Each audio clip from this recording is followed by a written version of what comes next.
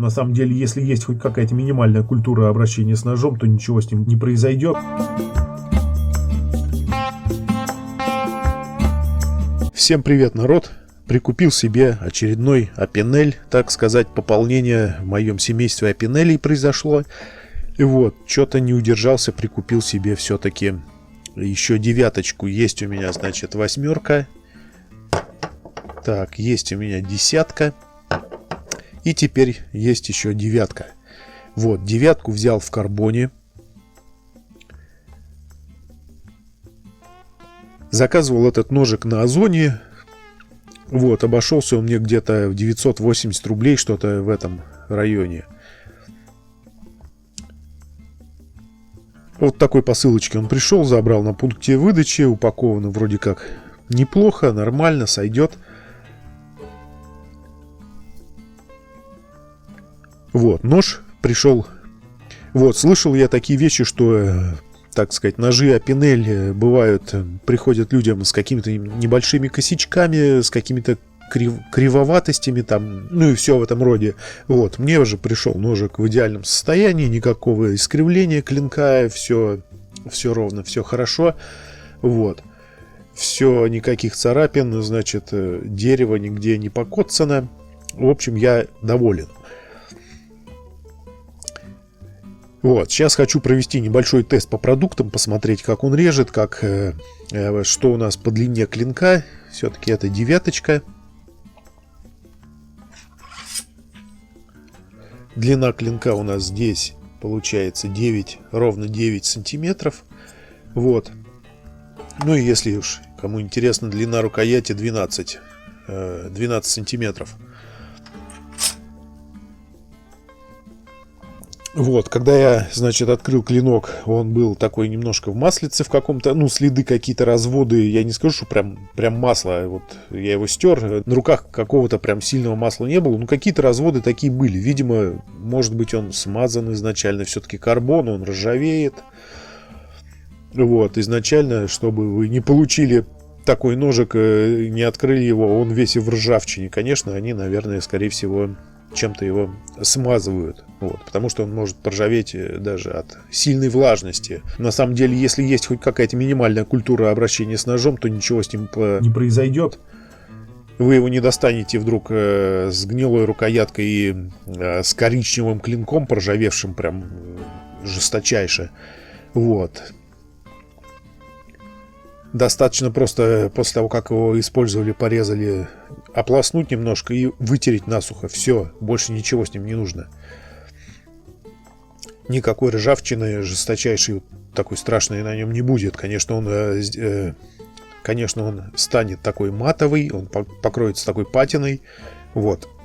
Станет мутноватый, потемней. Ну и все. В то же время вот эта вот мутная пленка, которая образуется в процессе использования, она как раз наоборот будет защищать от более сильной ржавчины.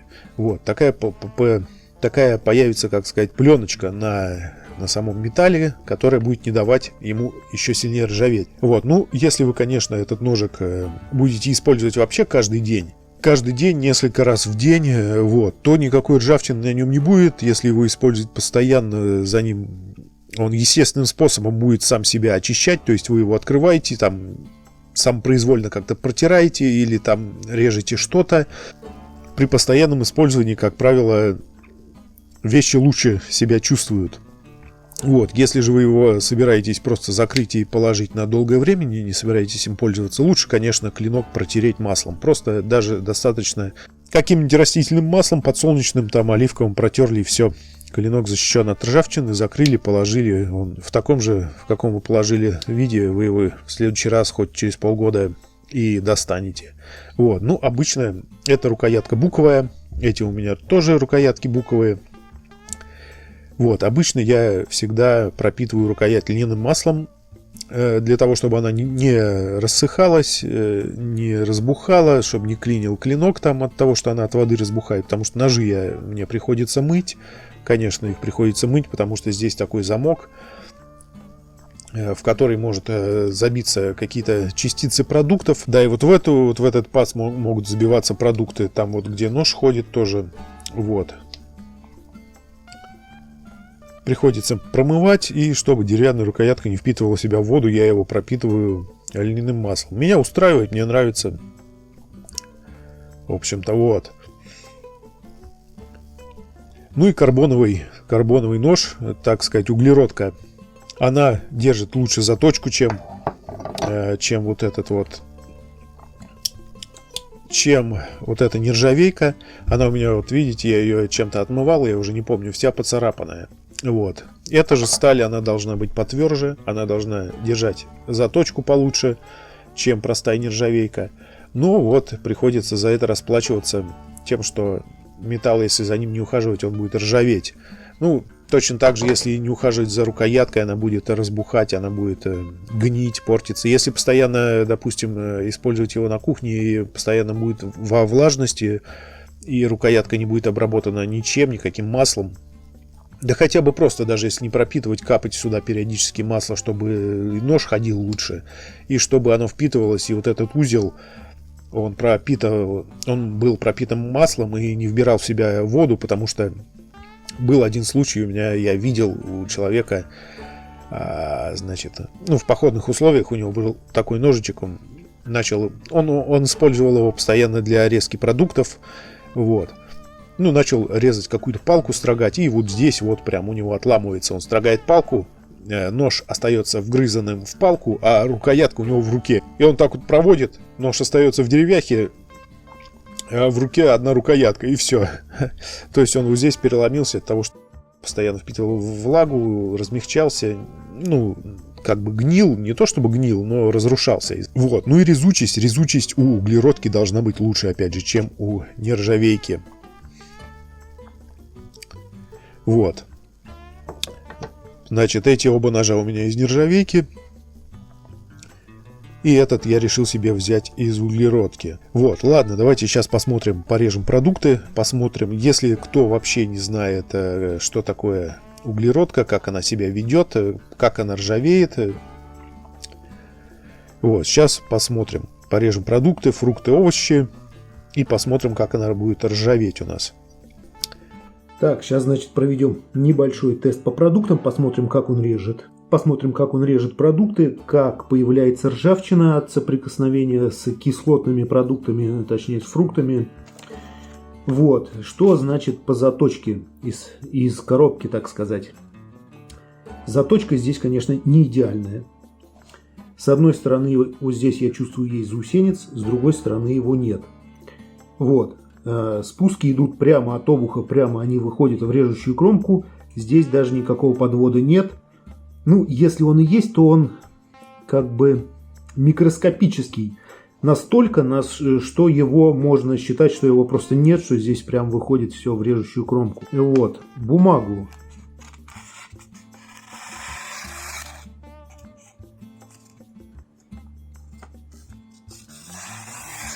Бумагу он, конечно, режет, но не очень хорошо. Поэтому перед тестом на продуктах, да и вообще надо бы его на мусатике пару раз вот так вот хотя бы снять этот заусенец, провести. Так, на камеру, конечно, не очень удобно делать. Сейчас я немножко на мусате вот так вот сниму этот заусенец и будем тестировать на продуктах. Я не вижу смысла тащить его на камнях, этот нож. Вот, потому что никакого подвода здесь делать, по моему мнению, не нужно. Он автоматически появится, микроподвод появится, вот даже если по муссату вот так вот повозить, появится микроподвод. Я думаю, если его поправить на коже с пастой, я думаю, он просто залинзуется и подвод будет, спуски будут переходить прям с закруглением в режущую кромку. Так, проверяем. Здесь его не было. Все, заусенца нет. С той стороны заусенца нет. Все, мы его убрали с помощью муссата довольно-таки быстро.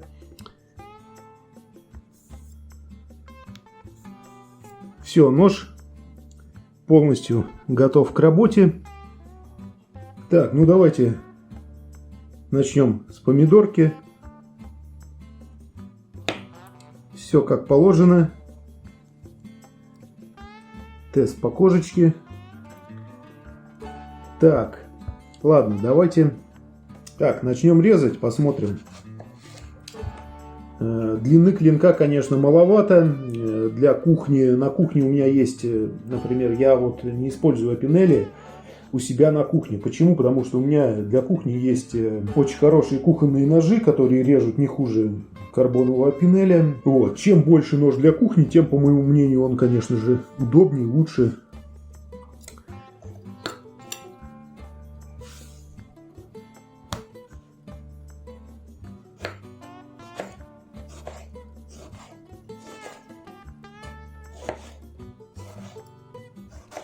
Ну, нарезка, конечно, это одно удовольствие. Дальше возьмем огурец. Так, разрежем пополам его, слишком он длинный уж. Нарезка, конечно, одно удовольствие.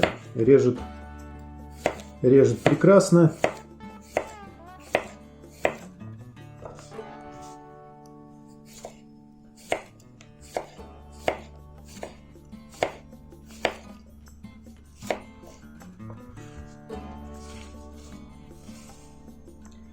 Так, ну я думаю, сравнивать, допустим, вот взял я обычный опинель из нержавейки, десятка. Конечно, клинок побольше, это, естественно, удобней. Но я думаю, нет смысла сравнивать рез вот так вот.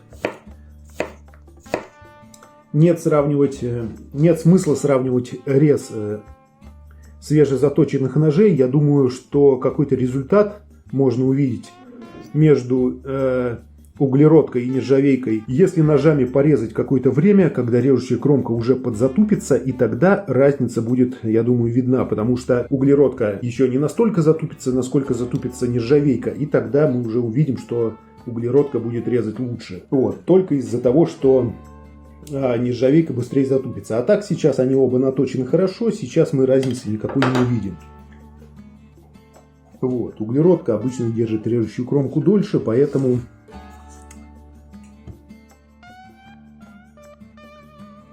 Так, дорежем огурец наш. Резать, конечно, прекрасно. Что-то вот небольшое. А если будут здоровые куски какие-то, конечно, будет не так удобно из-за длины клинка. Так, остался у нас еще один помидорчик. Одно удовольствие. Кожа не мнется. Конечно, для похода этот нож идеален для кухни, конечно. Для кухни какие-то силовые нагрузки на него подавать, я не знаю. Ну, конечно, можно, но больше он как кухонник, как походный кухонник. С собой куда-то в поездку брать. В поездку с собой, конечно, не возьмешь полноценный кухонник здоровый, поэтому опинель это отличный вариант, по моему мнению, чисто для каких-то выездов, чтобы готовить, что-то резать, какие-то продукты.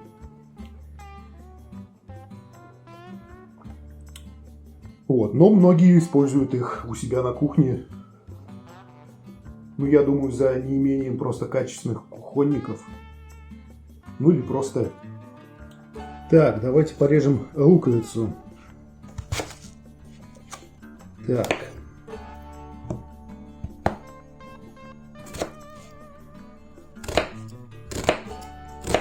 Ну, луковицу, конечно, грызет за милую душу. Реально одно удовольствие.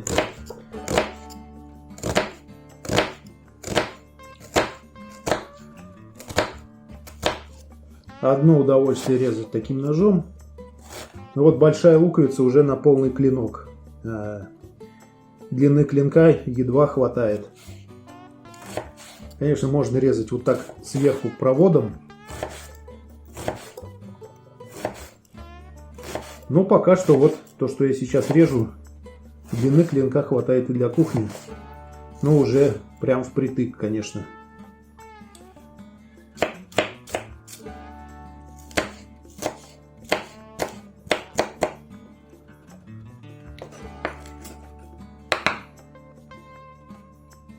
Так, ну и вот мы можем уже заметить, что пошла ржавчина. Вот, видно, да? такое окисление уже началось небольшое. Вот здесь вот. Темненькое такое. Давайте возьмем салфеточку.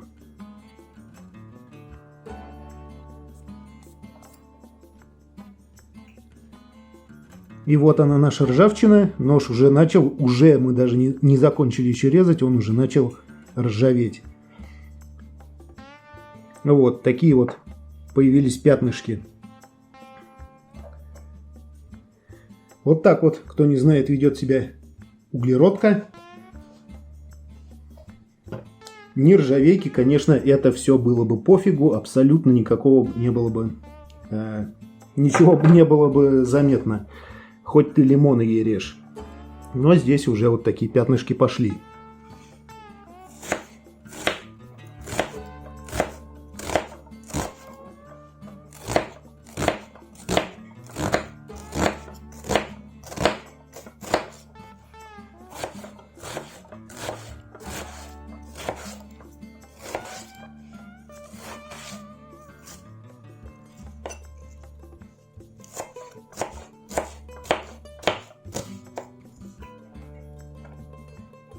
Вот мы опять же видим, после резки лука начинается окисление, начинается ржавение.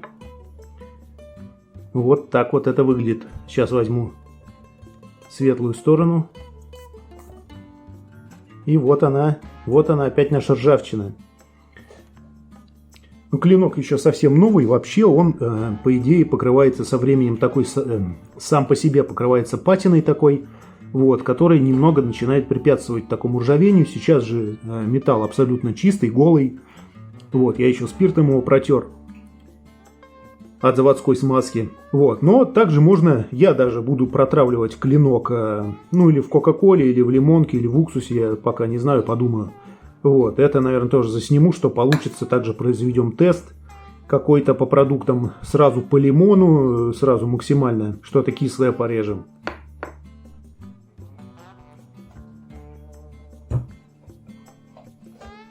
Вот, ладно, давайте разрежем уж яблочко для красоты.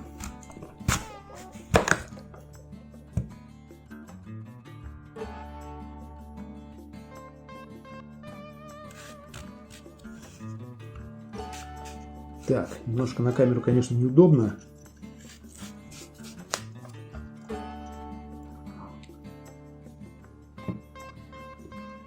Рез у ножа, конечно, прекрасный. Конечно, его нужно после покупки немножко подправить. И рез изумительный. Ну вот, давайте попробуем по колбасе. Ну, на колбасу длины ножа, конечно же, хватит. Даже вот так в длину.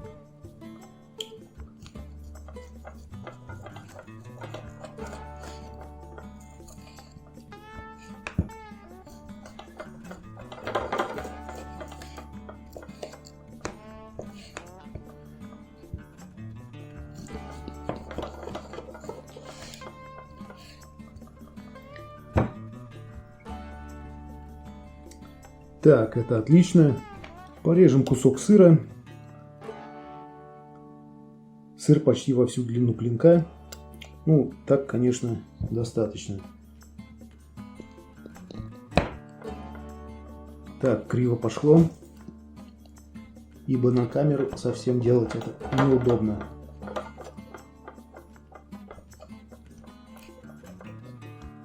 Так, попробуем вот так, продавливанием.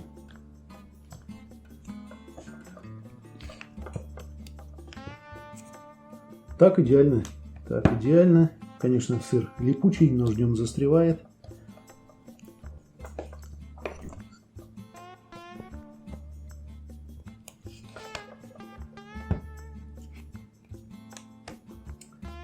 Так, вот что у нас, значит, получилось. Ну и все, наверное, на этом. Попробуем разрезать батон хлеба. Конечно, длины ножа уже не хватает, не дорезает он.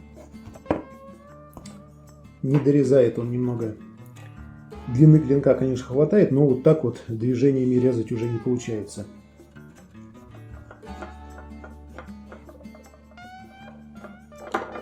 уже туда-сюда не поводишь, если только продавливанием, а это уже разомнет хлеб. Поэтому приходится как-то прокручивать. Попробуем десяточку.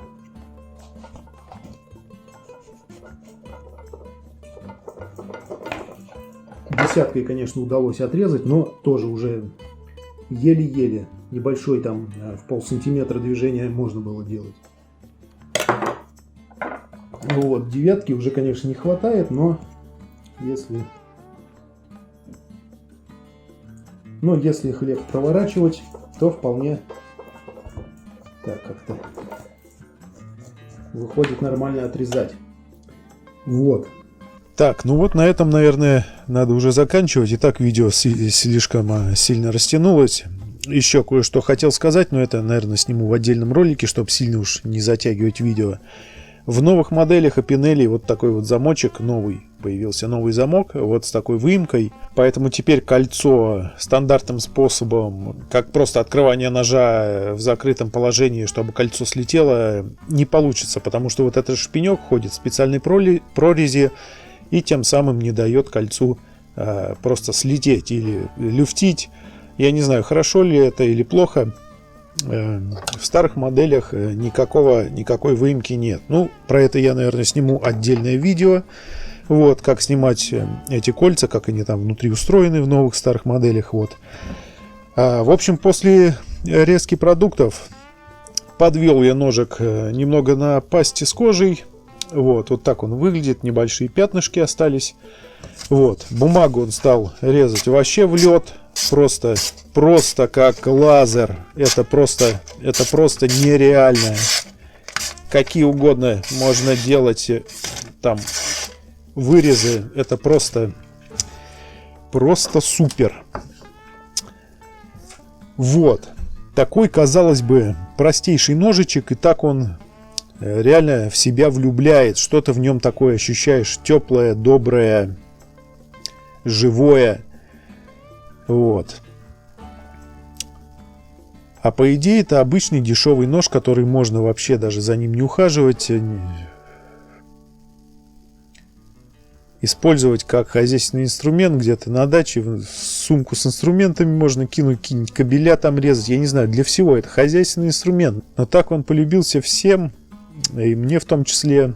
Чем-то он в себя прям влюбляет. Что-то в нем такое есть. Приятное очень.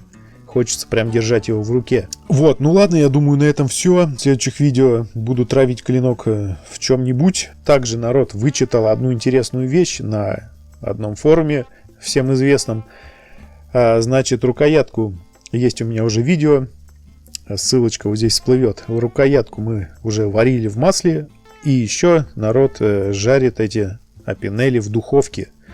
Вот, тоже, я думаю, сниму про это видео. Мне очень интересно попробовать. Поэтому подписывайтесь на канал. Про замочки тоже видео, я думаю, сниму, чтобы все в одном не затягивать слишком сильно. Поэтому подписывайтесь, народ, на канал, ставьте лайки, пишите любые комментарии, какие Апинелли у вас есть, быстро ли они у вас размножаются. Вот, обязательно делитесь этим видео в социальных сетях с друзьями, чтобы как можно больше народу узнало про мой канал, про это видео. Для меня все это действительно очень важно. Для вас не сложно, а для меня большая поддержка. Пишите комментарии, ставьте лайки, подписывайтесь на канал и обязательно жмите на колокольчик, чтобы быть в курсе всего, иначе вам не будут приходить уведомления о новых видео. Все, всем спасибо за просмотр.